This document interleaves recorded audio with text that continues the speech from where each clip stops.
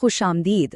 آج ہم قرآن کی ایک سب سے مختصر لیکن شاید سب سے گہری صورتوں میں سے ایک سورۃ الاخلاص کے مفہوم کو سمجھنے کی کوشش کریں گے۔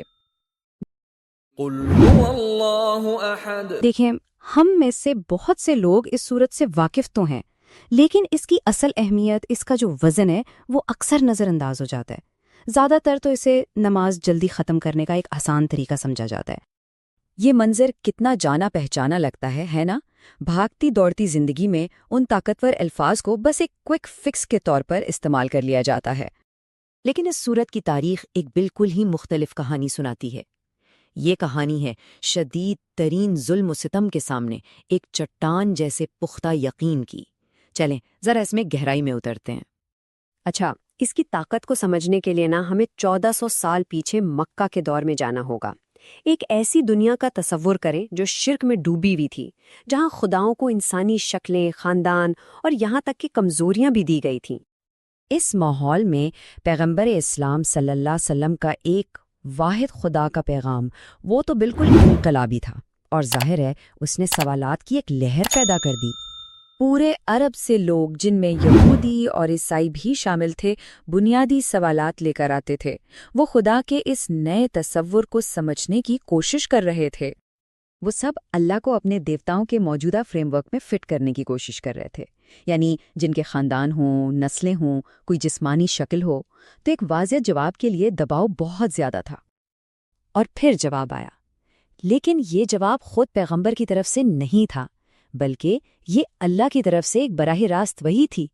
صرف 4 مختصر لیکن اتنی طاقتور آیات جنہوں نے ہمیشہ کے لیے توحید کی تعریف متعین کر دی۔ پہلی آیت ایک حکم سے شروع ہوتی ہے، کل، یعنی کہہ دو۔ یہ بات شروع میں ہی واضح کر دیتی ہے کہ جو کچھ آگے آ رہا ہے وہ ایک الہی اعلان ہے۔ اب یہاں جو لفظ احد ہے وہ بہت دلچسپ ہے۔ یہ صرف گنتی کا ایک نہیں ہے، یہ ایک ایسا تصور ہے جو تثلیث یعنی ٹرینٹی جیسے نظریات یا خدا کے ساتھ کسی بھی قسم کی شراکت داری کو جڑ سے اکھاڑ دیتا ہے۔ دوسری آیت اس سوال کا جواب دیتی ہے کہ یہ ایک خدا کیسا ہے۔ الصمد، یعنی وہ ہر چیز کا حتمی ذریعہ ہے۔ یہ نظریہ ہی ختم ہو جاتا ہے کہ کائنات خود بخود چل رہی ہے۔ ہر چیز، یہاں تک کہ کشش ثقل جیسے قوانین بھی اسی پر منحصر ہیں۔ اور پھر آخری 2 آیات یہ براہ راست ان سوالات کا جواب ہے جو نسل اور موازنے کے بارے میں پوچھے گئے تھے۔ بالکل واضح طور پر یہ بتایا جا رہا ہے کہ خدا کا کوئی خاندان نہیں ہے اور وہ ہر لحاظ سے بے مثال ہے۔ تو اہم نقطہ یہ ہے کہ یہ آیات صرف عقیدے کے بیانات نہیں ہیں، بلکہ ان کا ایک بہت ہی عملی مقصد بھی ہے۔ اسے سمجھنے کے لیے آئیے 1930 کی دہائی کے بنارس کی ایک کہانی سنتے ہیں۔ سوچئے، نسلوں تک ایک خاندان ایک ہار کو اپنی سب سے قیمتی ملکیت خالص سونا سمجھ کر سنبھالتا رہا، لیکن جب ایک بحران نے انہیں اسے بیچنے پر مجبور کیا تو ایک حیران کن حقیقت سامنے آئی۔ خاندان کو تو اس کی قیمت پر پورا یقین تھا، لیکن سنار کے پاس ایک ایسا آلہ تھا جس نے سیکنڈوں میں سچائی کو بے نقاب کر دیا۔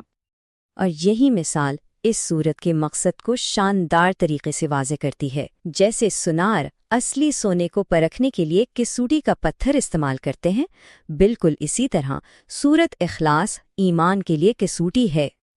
تو یہ قدیم صورت ایک بالکل واضح، ایک سادہ پیمانہ فراہم کرتی ہے جس پر کوئی بھی اپنے عقائد اور اعمال کو پرکھ سکتا ہے۔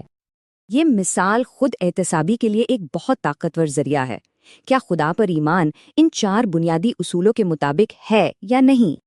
اس کی اہمیت کا اندازہ اس بات سے لگایا جا سکتا ہے کہ اس مختصر سے اعلان کو اتنا بنیادی سمجھا جاتا ہے کہ اس کی تلاوت کا ثواب پورے قرآن کے 1/3 حصے کے برابر قرار دیا گیا ہے۔